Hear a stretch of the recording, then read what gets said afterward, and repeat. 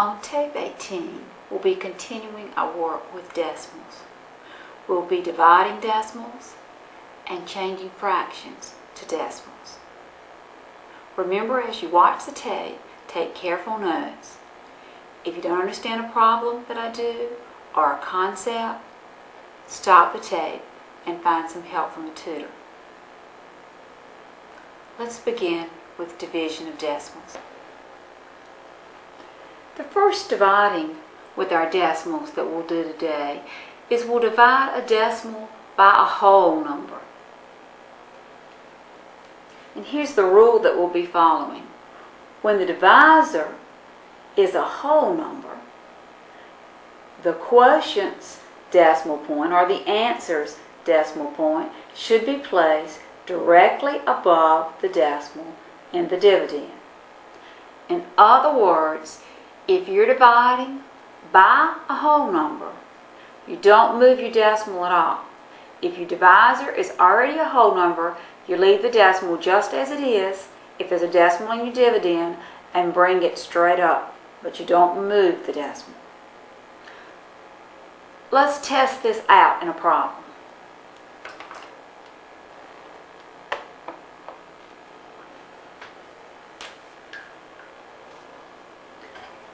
Let's take 14.76, or 14 7600, and divide it by 36. So we're dividing by 36, so that goes on the outside. We're dividing 36 into 14.76. Okay, and this one, as you see, our divisor is a whole number. When the divisor is a whole number, we don't move our decimal at all. We just bring it straight up and get ready to divide. Now, when we get ready to divide, we see where the first thing is that 36 will go into. Well, 36 will not go into 14. We don't actually have to put something over there, but since we probably like to let it be known that we don't have a whole number in our answer, let's just put a 0 here. And what that does is tells us that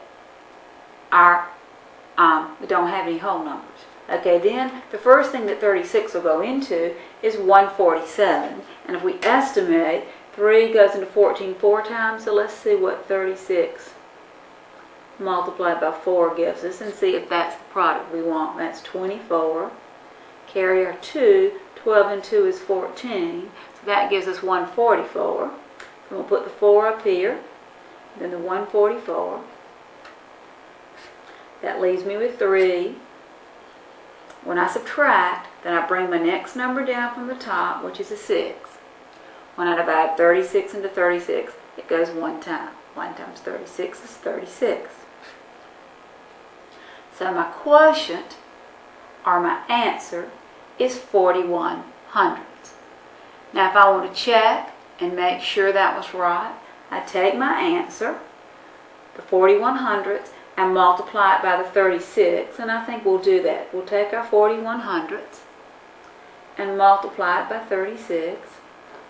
Now, notice when I wrote that down, I didn't write the 0, because all that's telling me is I don't have any whole numbers. It'll be easier if it's not there when I multiply.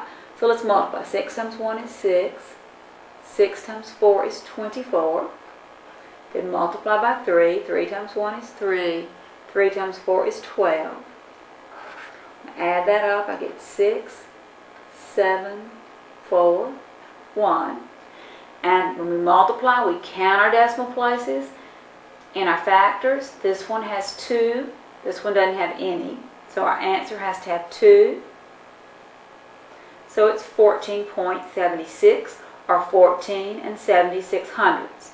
Ooh, can't see that. Let's move it up so we can see it. That's the very same answer we have under here. Same as our dividend. So it does check. So to check, remember you multiply your quotient by your divisor and see if you get your dividend.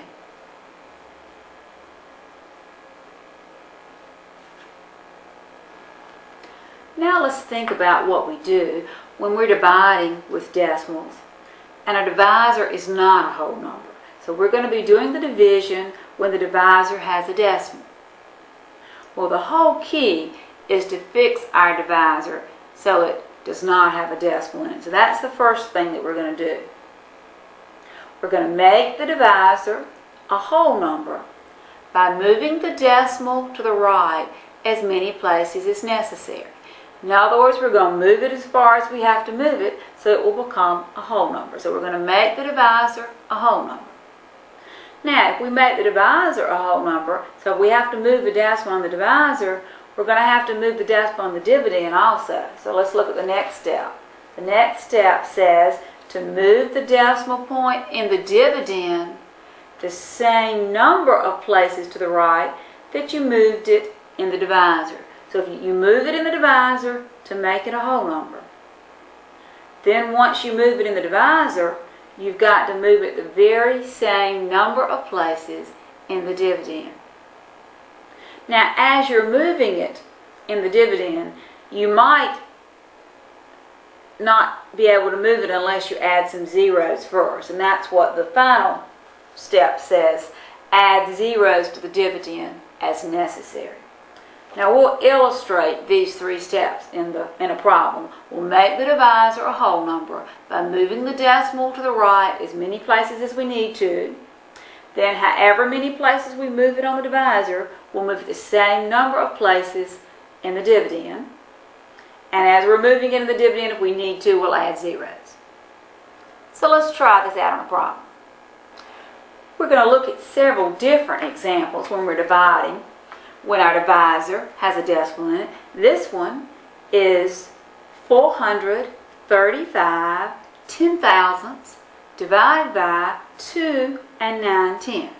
Now this one is written in fraction form, but we have to change it from the fraction form into our normal division problem. The number on the top is the number under the division sign, or our dividend, and it's divided by the 2.9.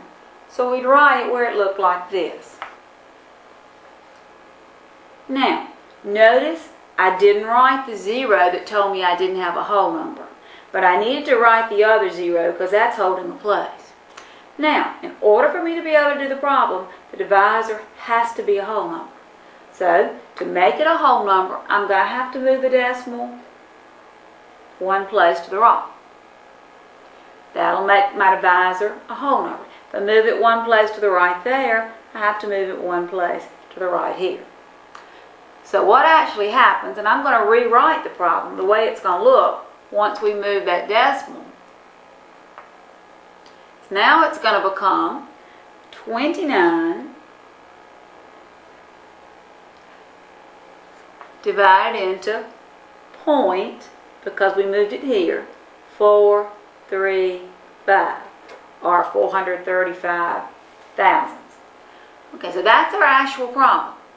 Now, ready to bring the decimal straight up. And I say 29 will not go into 4. Well, since it won't, I have to put a 0 there to hold my place. Once I get behind the decimal, every decimal point is very important. So we've got to hold that place. Okay, then we can divide 29 to 43, and it'll go one time. 1 times 29 is 29. Then I need to subtract. 9 from 13 will leave 4, but I had to borrow 1 from that 4, which made it a 3. 2 from 3 left 1. Now I'm ready to bring my 5 down. Well, I need to see how many times 29 will go into 145. If I estimate 2 into 14 goes 7, that's probably going to be too big because I've got a lot to carry, but we can try the 7. 3 times 9 gives us 63. Carry our 6. 14 and 6 is 20. And that would be 203, and we only have 145, so that's definitely too big. Let's try 29 times 6. We'll go down 1. 54 and carry our 5. 12 and 5 is 17. 174, that's still too big because we've got to be less than 145. So let's go down to 5. 29 times 5 is 45. Carry our 4. 10 and 4 is 14. And that's exactly what I want, so I do need the 5 up here. So that's my answer. 15 thousandths. Now, in fact, if you saw that written, it would probably be written as 0.015 to show us that we didn't have a whole number. So this would be our answer.